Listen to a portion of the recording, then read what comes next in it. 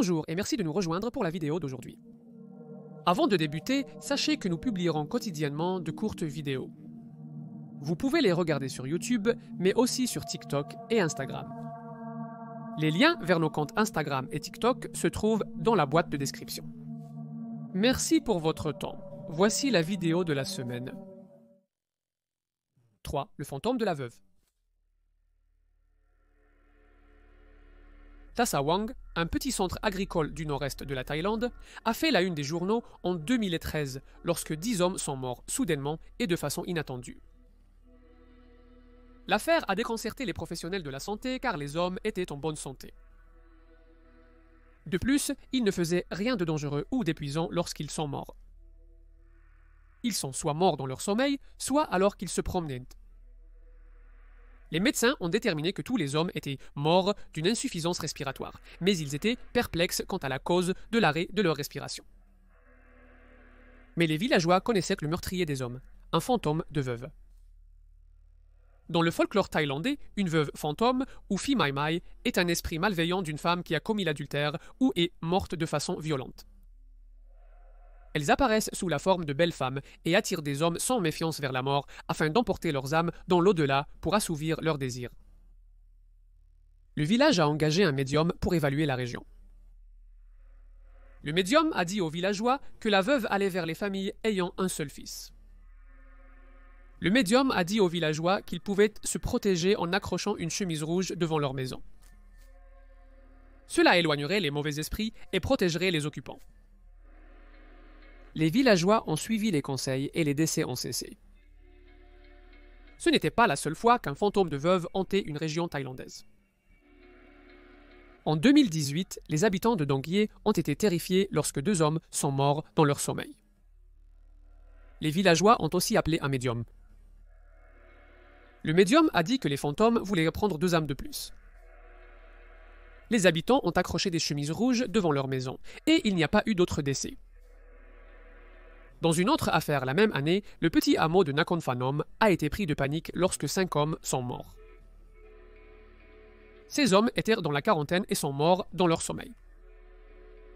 Pour arrêter les décès, les habitants ont placé devant leur maison des épouvantails rouges avec des pénis dressés de 30 et 1,5 cm.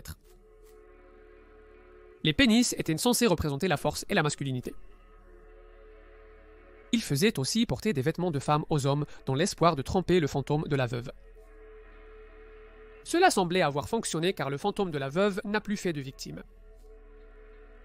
Eh bien, du moins, pas à Nakhon Phanom. En 2020, 13 hommes âgés de 17 à 60 ans à Bantang, Luang, sont tous morts dans leur sommeil. L'homme le plus âgé avait 60 ans et était supposément fort et en bonne santé. Il a été découvert inanimé en bordure de route et est mort plus tard. Les habitants ont de nouveau accroché des chemises rouges devant chez eux, mettant fin au décès. Les experts médicaux pensent qu'il existe une explication logique à cette vague de décès, mais beaucoup de gens dans la Thaïlande rurale croient qu'il s'agissait d'un fantôme veuve cherchant les âmes des hommes. Numéro 2. Le fantôme du trou d'Alcatraz. La prison d'Alcatraz est l'un des pénitenciers les plus célèbres au monde. Le site était à l'origine une base militaire construite en 1847 et il a été utilisé comme prison militaire pendant la guerre de sécession. La célèbre prison a fonctionné comme pénitencier de 1934 à 1936 et a accueilli des détenus célèbres comme Al Capone et mitrailleuse Kelly. La prison de haute sécurité, également connue sous le nom de Le Rocher, a été construite sur une île dans la baie de San Francisco, garantissant que l'évasion était presque impossible pour les prisonniers. Alcatraz a également connu son lot d'activités paranormales, ce à quoi on peut s'attendre dans un lieu aussi redoutable où des détenus sont morts en prison. Le Los Angeles Times a présenté la prison comme l'un des 5 lieux hantés de Californie qui valent le détour. Depuis la fermeture de la prison, des médiums, des voyants et des chasseurs de fantômes ont tous ressenti de fortes vibrations et des émotions intenses dans la prison, en particulier dans le bloc cellulaire D. Le bloc cellulaire D se trouve au niveau inférieur du bâtiment, et c'est la partie la plus froide de la prison. Dans les années 1940, un gardien a affirmé que lui et d'autres gardiens avaient vu le spectre d'un homme vêtu d'un uniforme de prisonnier du 19e siècle rôder dans la zone avant de disparaître. La cellule 14D est sans doute l'un des endroits les plus hantés de la prison. La cellule est appelée le trou parce qu'elle n'a pas de fenêtre. Ses seuls conforts étaient un lavabo, des toilettes et une faible ampoule contrôlée par les gardiens. Les détenus étaient mis au trou en guise de punition. Les surveillants confisquaient le matelas de la cellule pendant la journée et refusaient aux détenus la douche, la promenade et le matériel de lecture. Les détenus survivaient avec du pain et de l'eau, recevant un repas complet tous les 3 jours.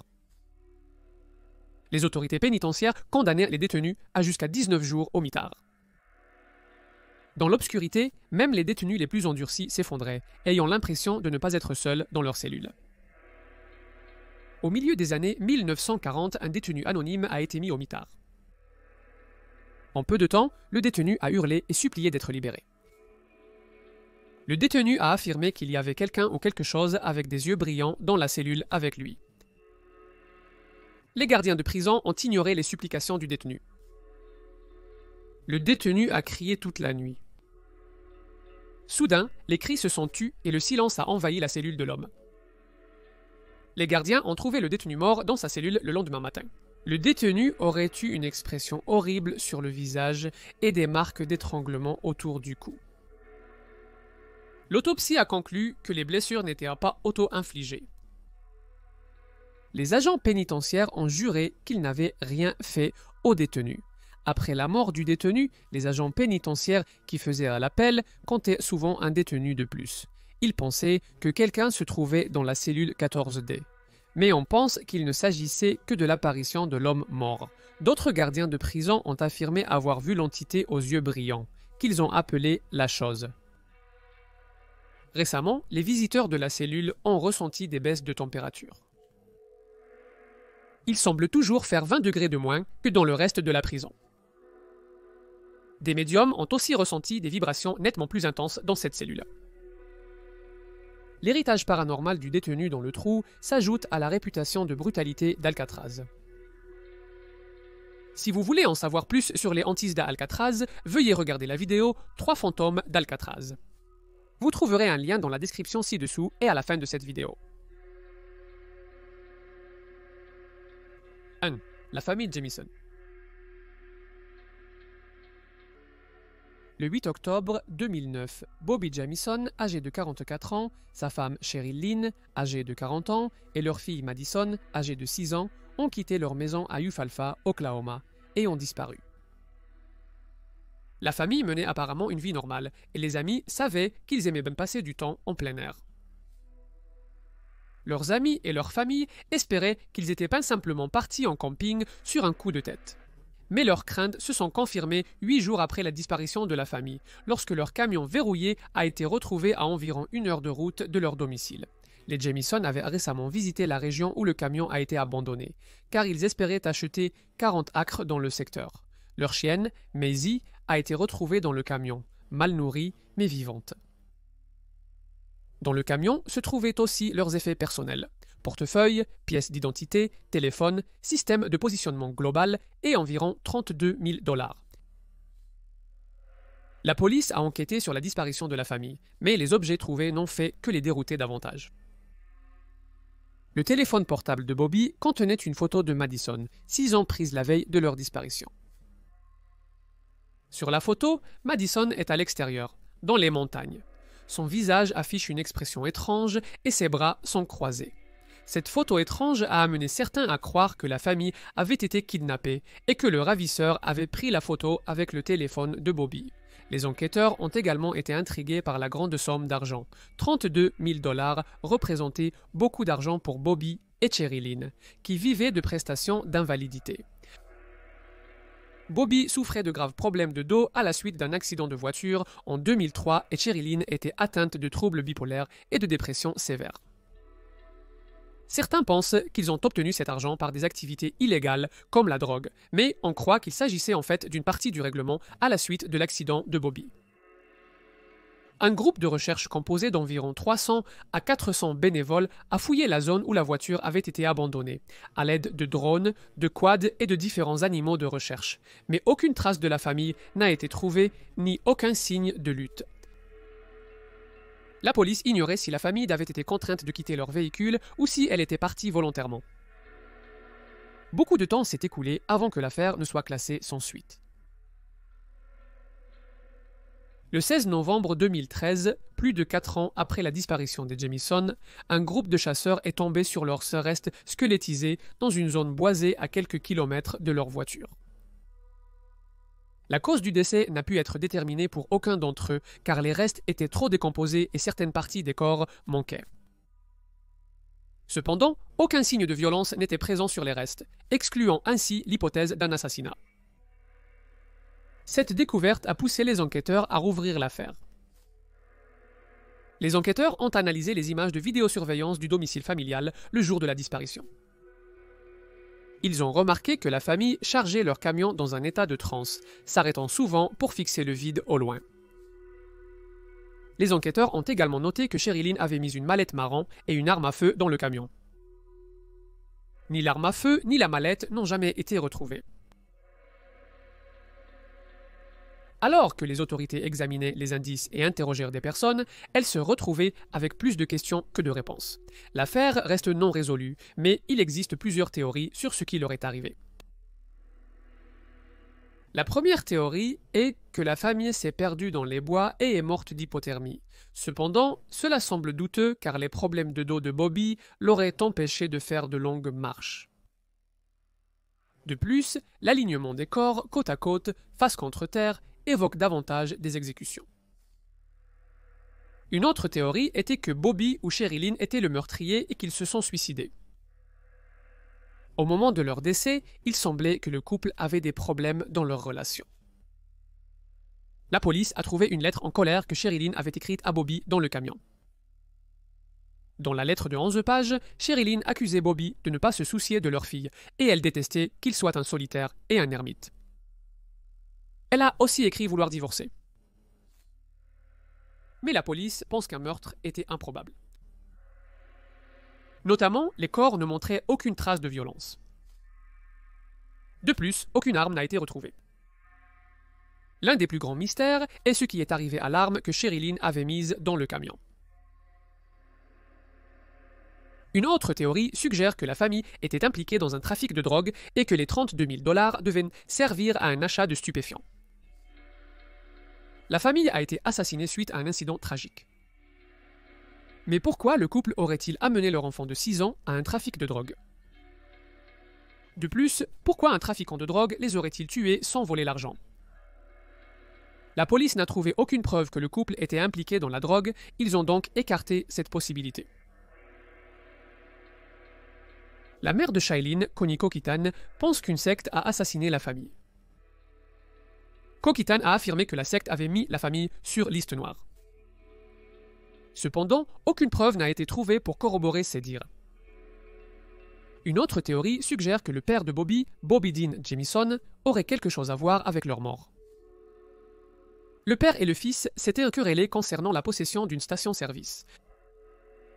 Avant leur disparition, Bobby avait déposé une ordonnance de protection contre son père, Bobby Dean, affirmant que le vieux Jamison avait menacé de le tuer à 2 reprises.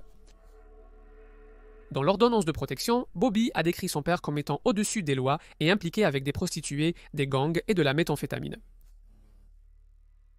Mais Bobby Dean, en mauvaise santé, séjournait dans un centre de repos médicalisé lors de la disparition. Il est mort 2 mois après la perte de son fils et de sa famille.